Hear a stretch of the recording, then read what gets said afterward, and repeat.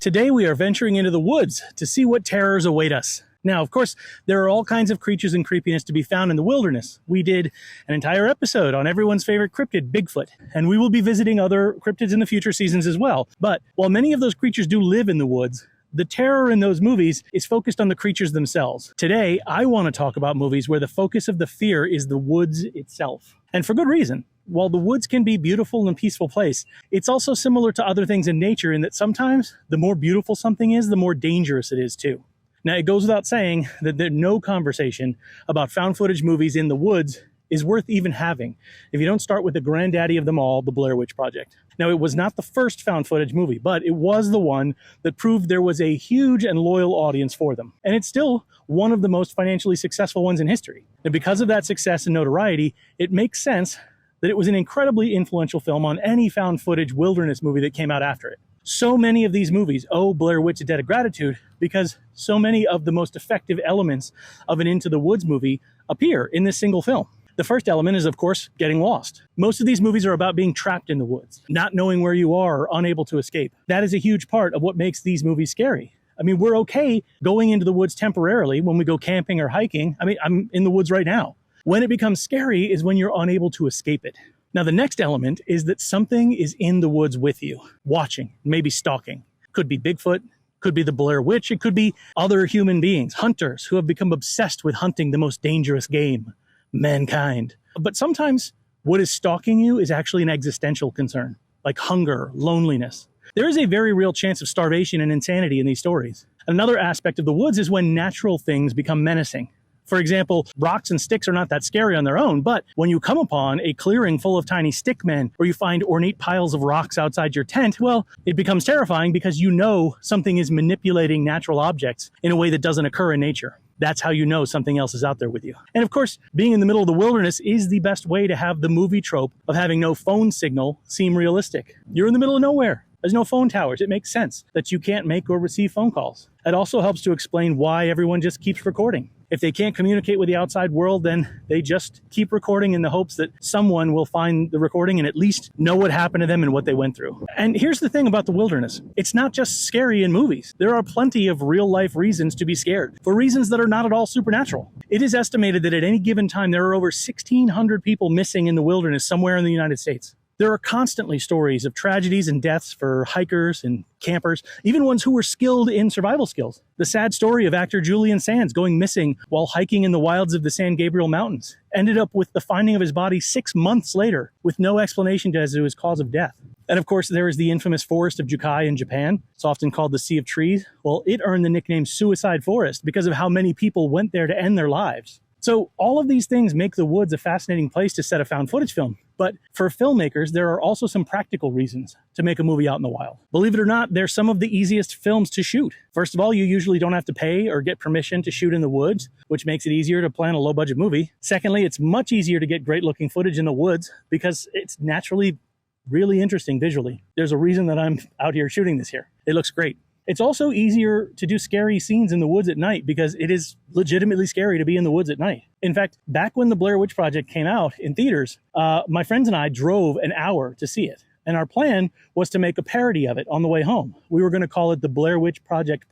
And the joke was that 4 filmmakers got lost on their way to see the Blair Witch Project and they were never heard from again. But after the movie was over, none of us wanted to get out and go into the woods in the middle of the night because it was scary. So that explains why the woods are so scary and why filmmakers are like making them. But what is it about them that we love so much as viewers? I'm sure everyone has their own reasons, but one of the things that these movies tap into is the classic idea of the old versus the new. It plays itself out as technology versus nature, or even evolution versus savagery. It explores the things that we understand and build, like the technology used to record these stories, and then makes it face off against the mysteries of the ages that hide within the plants and trees, many of which are older than any human ever will be. It's a tale as old as humanity. We use the camera the same way that we use all technology, to go into a place that doesn't belong to us and then try to explain it and shape it the way we want. Like how we use landscaping to take the wilds that surround us and we trim the grass to a clean edge along the sidewalk and we cut the hedges into perfect squares. But these movies remind us that nature isn't neat and tidy. It doesn't fit a simple explanation. And when we try to get the better of it, it usually gets the better of us.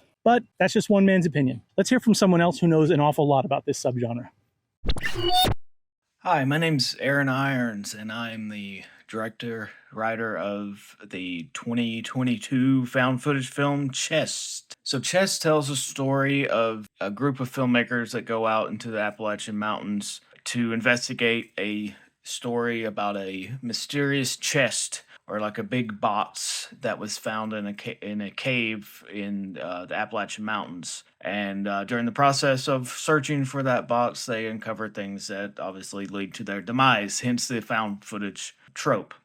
Now, the inspiration for the movie actually comes from the true story of that chest, which is a story that I'd always heard growing up. The story went that a group of hunters were out in the woods one day and found a cave they'd never seen before, and went back in it and found a big box that was wrapped in chains and locks. And for some reason, they weren't able to come back to the cave for a while. And when they did, the cave was gone. They couldn't relocate where it was. Chest was born from that story and that idea. And there's a few other true stories around the area I grew up that I try to focus my films on, which is just Appalachian horror. Showcase the weirdness and the beauty and the area of Appalachia that has been very important to me my whole life. So the thing about the film Chest is, while it is a work of fiction, it is based on actual true stories.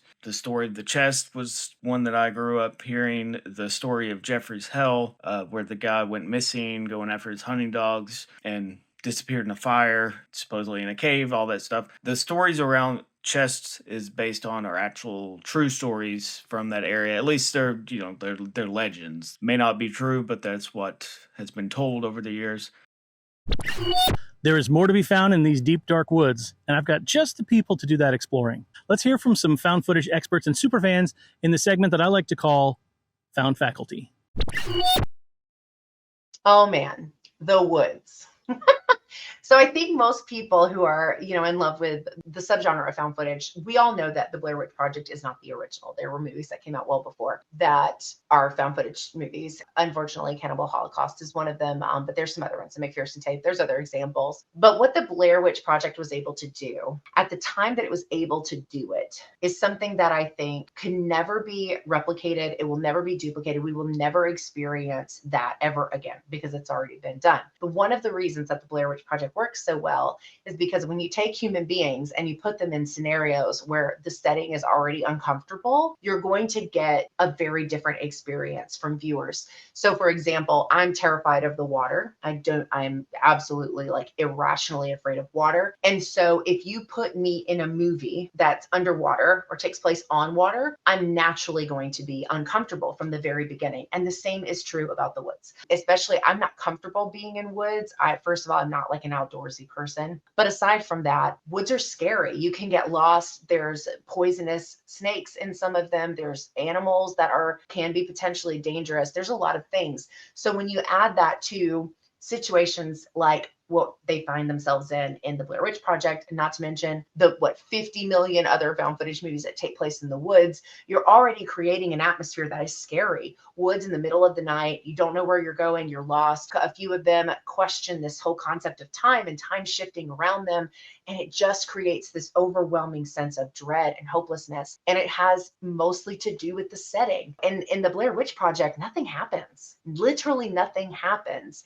And yet, to me, even to this this day, 25 years later, it's still super scary, like super scary. And so I think it's an interesting feeling overall, but you put me in a found footage movie in the woods, I'm on edge. I'm looking behind everybody, watching behind the trees, listening to the noises. And it just kind of is an interesting feeling too, because it takes me back to the first time I ever saw the Blair Witch Project. And the Blair Witch Project was my very first found footage movie. It was what sort of started me down the path, even though I strayed a couple of times and kind of left the subgenre on the back burner. It's the beginning of that love for me, the beginning of, hey, anybody can make movies if they have a good enough story to tell. And I think that while the Blair Witch Project does technically have a higher budget than a lot of the other found footage movies that we've watched and loved, it is one of those examples too of an indie project that really just opened up doors of possibility for the people involved in it, even if some of them didn't quite get what they deserved from it. And I think going into the woods is just, it's nostalgic, it's creepy, it's uncomfortable, and it just takes you back to where found footage really blew up and why it works so well the way that it does.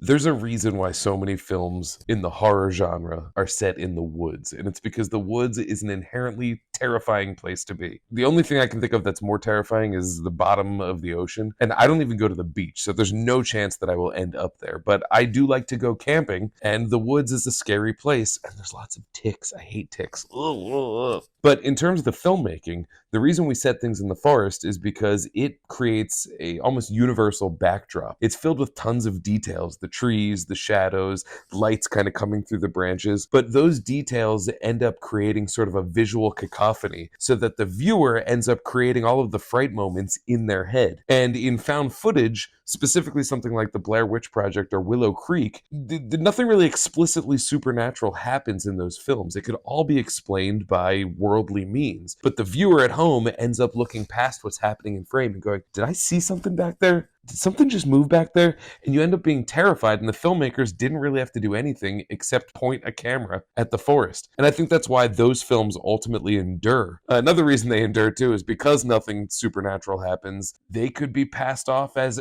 actual found footage, which is kind of a rarity anymore. My name's Howie Askins. I am the director of Evidence. On the surface, Evidence is about 4 adults encountering a mysterious creature in the woods. But what I think it's really about is more a primal thing. It's more like just a fear of the dark, a primal fear of the unknown. It took a lot of hard work, volunteer hard work, from a group of very talented people to make Evidence. We had virtually no budget. And in my opinion, the sound design by Mark Hailstone was absolutely integral to this movie being scary. Not to mention our final girl, Ashley Bracken. She was so focused, she was so fearless, she was willing to do whatever it took to pull the audience right into those scares with her. She was an absolute beast.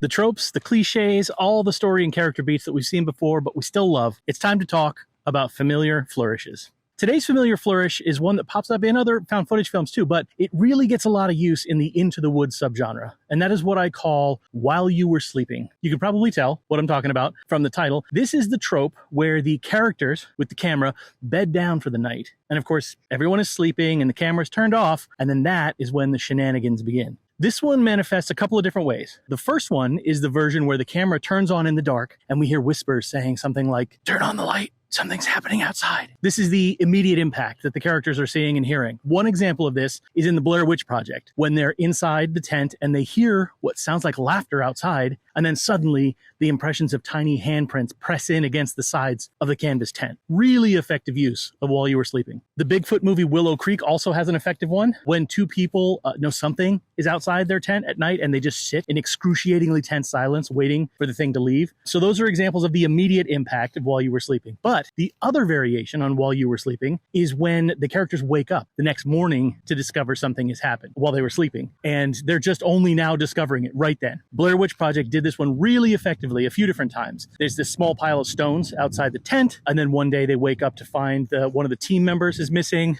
Another day they find a small bundle of something gross and bloody wrapped in a piece of fabric from their missing team member's shirt. They do a great job of using this trope for maximum scare impact. And I would wager that at least like 50 50% of the found footage movies in the Into the Woods subgenre use this trope, potentially many more than that. But, hey, when it works, it really works. So that's your familiar flourish for this episode, and now let's hear from another fantastic filmmaker.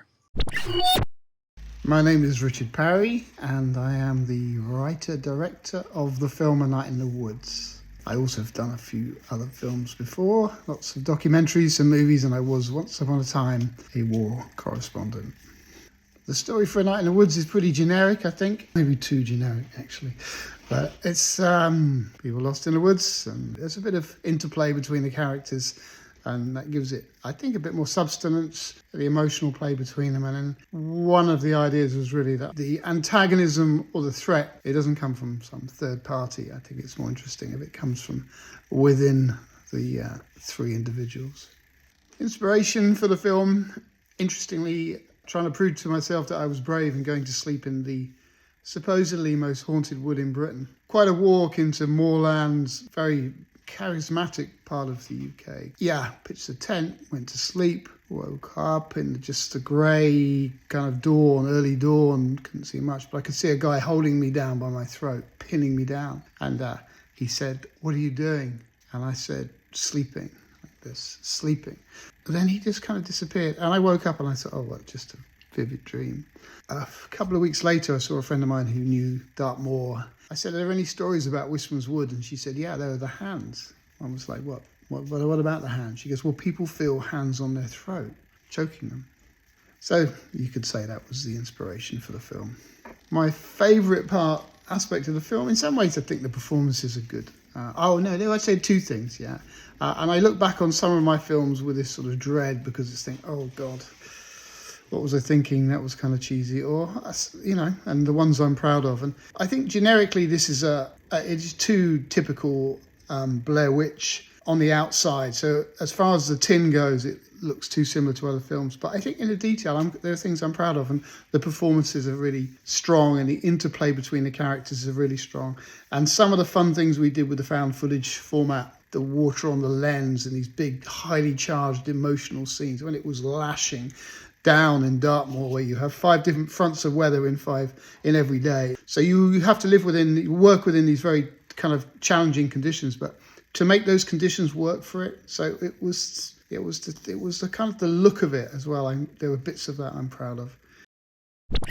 It is time for Lost and Found, where we talk about some of the more well-known movies in the subgenre that are worth checking out if you haven't seen them. And then I also mention some lesser-known ones that you might not have heard about. Now, remember, as always, everybody's tastes are different, but we're a big tent and we just want to spread the word about found footage films of all kinds. So if it's not your kind of movie, you don't have to get mad. Just move on to the next one and let people enjoy what they enjoy. So first up are our more well-known titles. We're, of course, starting with The Blair Witch Project from 1999. We already talked about it a bit, but this is where the modern found footage movement started. It is a classic of the subgenre. It is a classic of found footage, and it's still one of the most successful horror films of all time. It had one non-found footage sequel and then a found footage sequel, legacy sequel, many years later. And that doesn't include the many additional fake documentaries that added to the mythos, like Curse of the Blair Witch, The Burkittsville 7, and Shadow of the Blair Witch. There's lots of interesting stories and lore to explore there, so be sure to check it all out. Next up is 2013's Devil's Pass, also known as the Dyatlov Pass incident, and it references the actual historical Dyatlov Pass tragedy from the late 1950s. The movie's about a film crew who traveled to the Dyatlov Pass to make a documentary about that tragedy, and because it's a found footage film, of course, a whole new tragedy begins. Now, this movie's interesting because it's one of the few found footage movies that's made by a well-known Hollywood filmmaker. It was directed by Rennie Harlan, who was known in the early 90s and the 2000s for his action movies like Die Hard 2, Cliffhanger, Deep Blue Sea. And while Devil's Pass isn't an action movie, it definitely has some of Harlan's signature style in it, and I definitely think it's worth checking out. And the third and final of our more well-known titles in this subgenre is 2024's Missing Couple. The story revolves around a social media influencer couple who buy a house in the wilderness in the middle of nowhere to get away from it all. And in their new home and in the surrounding property, they begin to notice strange noises and activity, along with unusual things popping up in some of their footage. There are a couple of interesting things about this movie. The first is that the film is told from two perspectives. One is the footage that the couple is shooting themselves as they have all their strange experiences, and the other is a fellow content creator who has taken it upon himself to investigate what happened to the couple who has stopped posting on their social media. Now, the other interesting thing is that the two lead performers Austin and Jana Jenkins are not only a real-life couple, but they're also actual influencers who gained a large following online when they chronicled their life living full-time in a van for like 2 years. So those are the well-known ones. Let's hear from another filmmaker real quick, and then I'll be back with the lesser-known titles. Hey, I'm Bill Howard, and I'm the director, producer, writer, and star for Something Walks in the Woods. Something Walks in the Woods is a story about a viral social media post from a lady that she sees this being, creature, whatever, walk on the opposite side of the wood from across the street from her house. She contacts me to investigate what may be there, and things get a little creepy out there in the woods. The inspiration for the story came from an actual viral TikTok of this lady that was seeing this ghost creature walk on the opposite side of the street from her house, and it was on the back side of a graveyard. Now, I got rid of the graveyard and created my own little mythos there, but that was kind of the inspiration behind it, and I'm also a big fan of the Blackwell Ghost series. I studied how he created his films and kind of went that same way to shoot and tell the story and create the mythos. One of my favorite parts about Something Walks in the Woods is during the end credits. There's some Easter eggs in there in that the people that I interviewed, like one of the people I interviewed was the person that they thought was killing everybody in Halloween Kills that ultimately jumped to his death from the hospital window several floors up. Another is Toxie from the Toxic Avenger series. And another one starred in Mutilator and Mutilator 2. So I've got these little Easter eggs from actual actors that were in these other films. So it's time for 5 lesser seen and discussed Into the Woods movies. I'm going to start with Blood Mountain from 2017. The story revolves around 3 20-something men who take a weekend trip into the wilderness, and while they're on their trip, they have a run-in with some, let's say, disagreeable locals, and it turns from vacation to survival. Now, this movie owes a lot to a wilderness survival movie that is more thriller than horror, the 1972 film Deliverance. It birthed the popular movie trope of the crazed redneck, something that pops up strongly in Blood Mountain. Now, this film has some of the shakiest shaky cam this side of the Blair Witch Project, and it also has a pretty big twist that hits in the final act that might catch you off guard.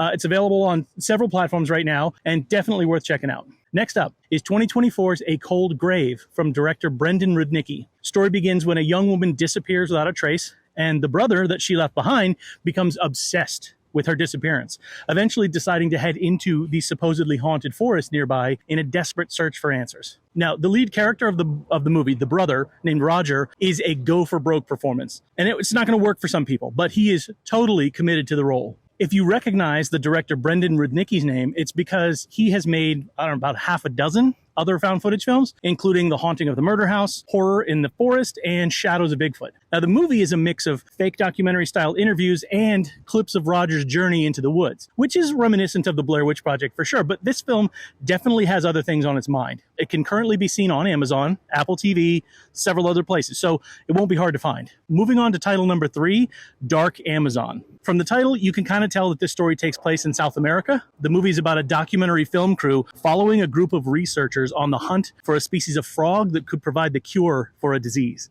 And without giving anything away plot-wise, let's just say that the story does not remain about trying to find that frog. Now, one of the cool things about this movie is that this is a different kind of woods. The jungle has a very different vibe from the forests that you see in most of these movies, which is cool. But it's still scary. It's just in a slightly different way, and it looks great on camera because they did actually shoot on location in the jungle. Solid cast, and at 83 minutes, it finishes before it runs out of steam. You can find it on several streaming services, and it's a fun change of pace. So let's see. Movie number 4 is Awake in the Woods from 2015. It takes place in a small town called Marion, New York, a place where the local woods has a reputation of eerie supernatural occurrences from local hunters and hikers. Well, one day, a little girl goes missing, and these 3 friends decide to document their trip into the woods to find out what happened to her. Now, that setup might give you major Blair Witch vibes. And there's definitely some of that DNA in the second act of this film. But this movie's a bit of a wild ride. The movie has kind of like a saucy vibe to it in terms of the sexuality. And I will say that the third act has some truly inspired lunacy in it. I will warn sensitive viewers that there is a moment of violence against a child that is entirely unexpected. It's not exactly traumatic, but definitely caught me off guard. This one is streaming on a few different ad-supported platforms, so you can check it out when you have a chance. And then our last lesser-known title is 2007's Welcome to the Jungle.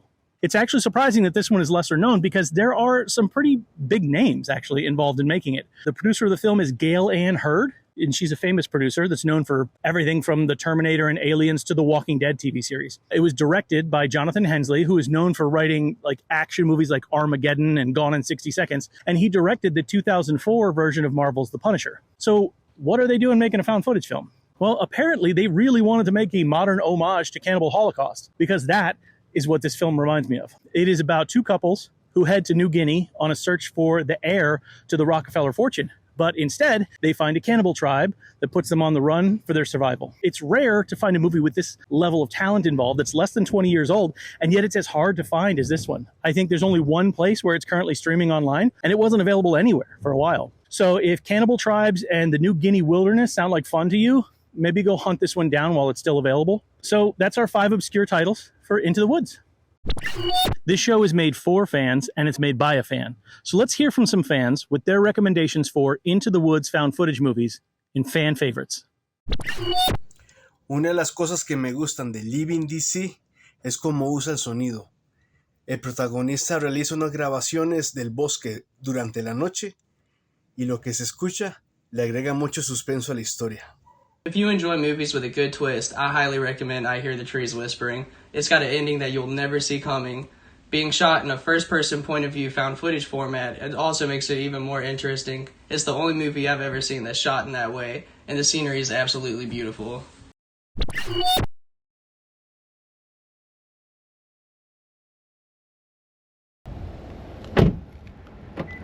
Boom, look at that. Who's this guy? This guy who's ready to hike, that's who. Let's do this. I'm gonna go where no man has gone before. Ready? Let's do it. All right, the path has ended. We're kind of off the beaten track now. You'll notice, look at this. No footpaths. That means we are in uncharted territory. It's cool as hell, man. You know what? I think I'm gonna climb this tree right here. I get up there, go out to this branch and just hang off of it, right? Because that's a good idea. In the middle of the woods, I should climb out onto a tree where I could possibly fall off and break my leg. What are these? I've never seen this kind of growth before, but it's all over the ground out here. I wonder what that is. Like a fungus or something? Okay, so this is interesting. I'm in a clearing here, and this looks like I'm like probably 2-3 miles in, but like there's just this, what does this look like? It's like bricks, but it looks like it used to be something. I mean, there's a little oven or a fire pit or something, but it's like, look at this, it's in the middle of nowhere.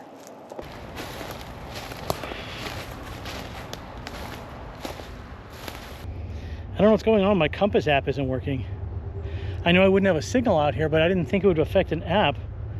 Unless, is that the only way it knows the compass is by the Wi-Fi? Take this off for a second. Okay. I turned around about a quarter mile ago, and I'm supposed to be walking back the direction I came from, but I don't recognize any of this. There's no way that I got lost this quickly. Fuck. Hello? Can anybody hear me?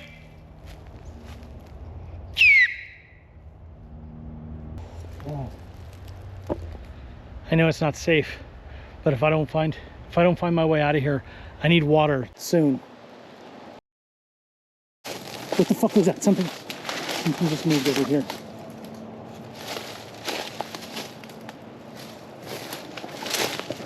Hello? What in the fuck was that noise?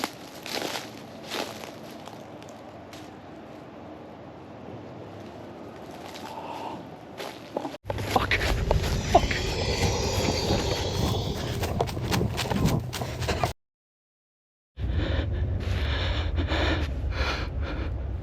Something is out here.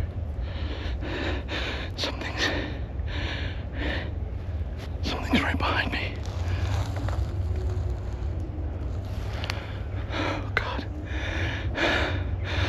to make a run for it.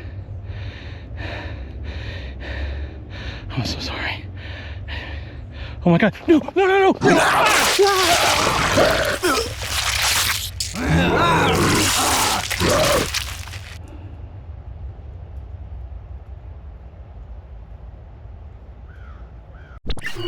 If you just can't get enough Into the Woods found footage movies and you want even more suggestions than we talked about here today, you're in luck. If you head over to Letterboxd, you can find a list of 87 Into the Woods found footage films. So check it out, add them to your watch list, and if you think of a movie that belongs on the list and you don't see it there, leave a comment with the title and I will add it on there myself. And before we wrap up, let's hear one more time from the great filmmakers who shared their films and their thoughts with us on this episode. Special thanks to these talented folks.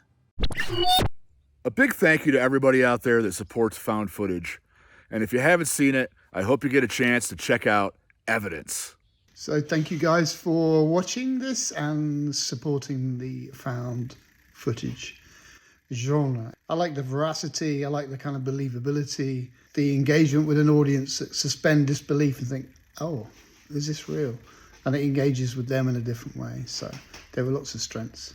You know, I want to thank the viewers and the fans of found footage films, because without them, this whole genre of filmmaking as well as horror wouldn't exist. And it is a way for independent creators to tell the story in a way that people enjoy it. So I appreciate everyone that enjoys these found footage films. I want to thank everyone for supporting found footage films, because this is a community. We exist outside of the standard model of how you're supposed to make a film, who's supposed to make films, and we support each other and build this community. And the people out there that watch the films, you're integral to that process, because we couldn't make more films if people didn't watch them. The support that everyone gives is just wonderful. And I think it's a great community to be involved with. And we couldn't do that without the support of people that watch these films. So thank you. All right, that's it for the Into the Woods found footage films. I hope you found some titles that you love. And remember, please be kind and supportive to found footage filmmakers.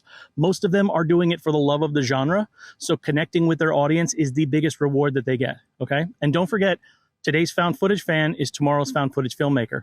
So grab your camera and get started. Maybe I'll be talking about your film next time. Thanks for watching.